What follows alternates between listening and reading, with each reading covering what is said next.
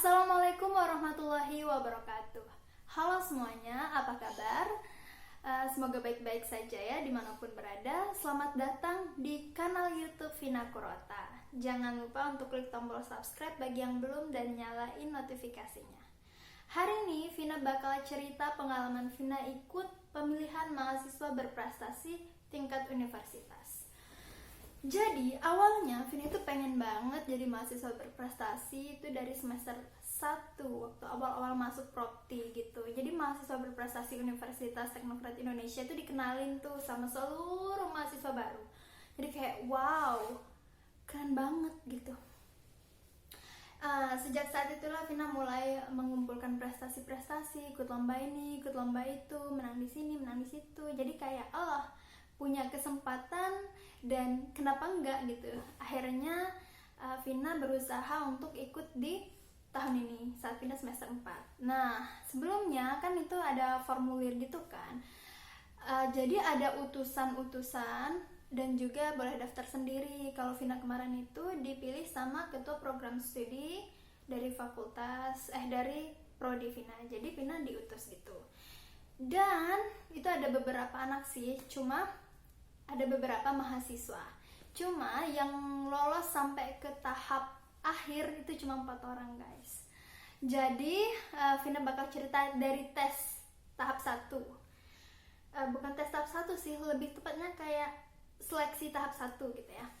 Jadi seleksi berkas. Nah, ada berkas-berkas yang harus kita kirim untuk mendaftar. Misalnya kayak transkrip akademik transkrip ya.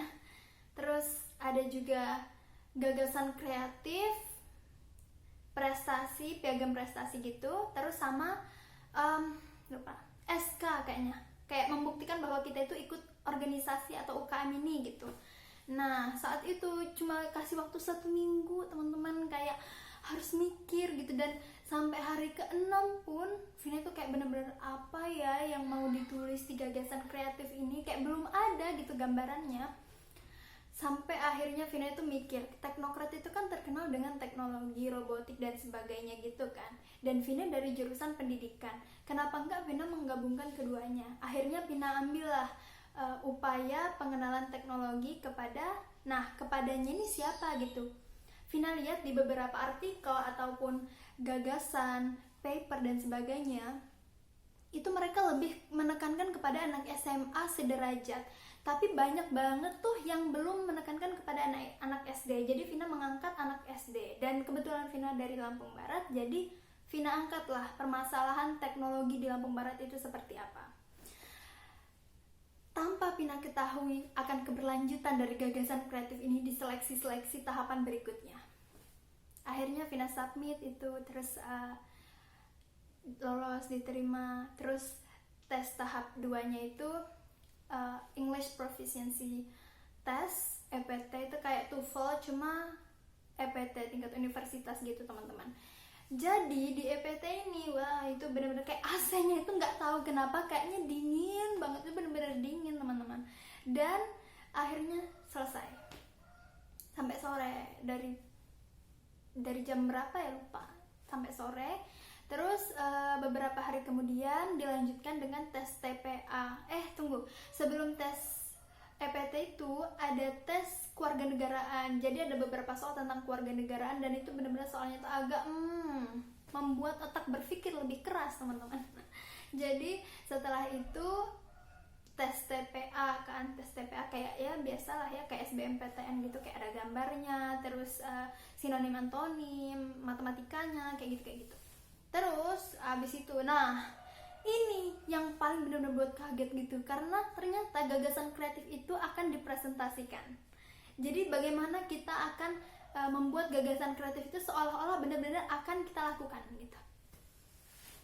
Dan saat itu teman-teman, saat Pilmapres ini Vina itu benar-benar kayak fokusnya itu diuji gitu, karena jujur Vina lagi seleksi pertukaran pemuda, sementara waktunya itu deketan gitu antara persiapan untuk seleksi tahap 3 pertukaran pemuda atau fokus di Pilmapres. Cuma Vina mikirnya kayak gini, untuk pertukaran pemuda Vina tuh kayak udah hampir 6 bulanan kurang lah ya udah mau 6 bulan. Vina benar-benar berjuang dari tahap 1, mulai dari berkas, interview, TOEFL dan sebagainya. Dan Vina tidak mungkin menyanyiakan Pertukaran Pemuda ini karena ini impian dari kecil gitu, kayak sudah sejauh ini dan Vina tidak akan melakukan hal tersebut. Akhirnya baiklah, Vina tidak belajar untuk Filmapres. Jadi benar-benar kayak nggak belajar sama sekali selama Filmapres itu. Karena Vina mikirnya gini, Vina itu masih muda, masih semester 4, jadi bisa next year Vina coba lagi gitu.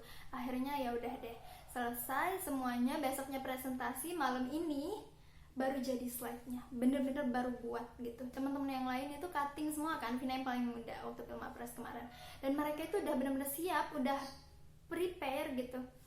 Akhirnya waktu presentasi itu kayak di depan 3 juri itu mereka bakal nanya question gitu.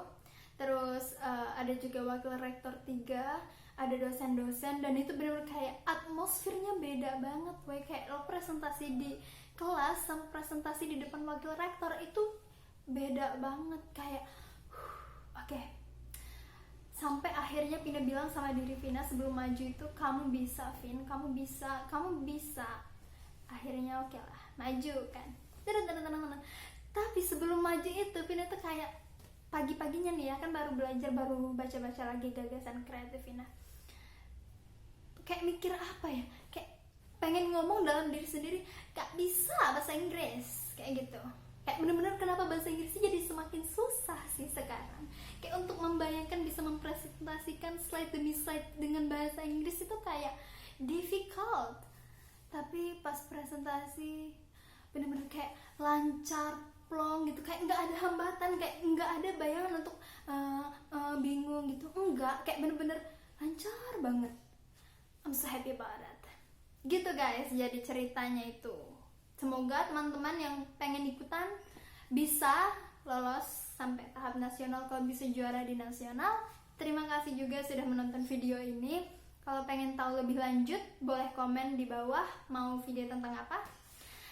Terima kasih dan wassalamualaikum warahmatullahi wabarakatuh.